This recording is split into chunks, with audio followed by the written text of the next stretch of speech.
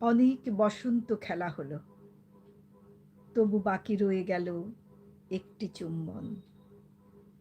নদীর কিনারে একা বসে আছি বিকেলের শেষে।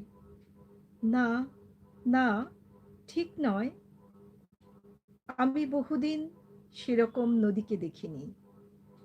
কবিতার বাঁকে লিখে ফেলা যেন একটি প্রিয় ছবি, না ঘটলেও লেখা যায় না।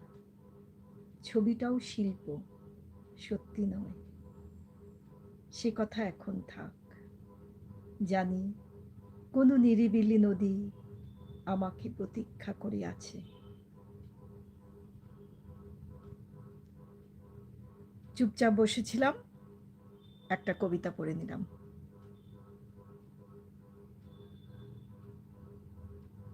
মনে হয় সুনীল গঙ্গোপাধ্যায়ের কবিতাটা পড়ে নিলাম।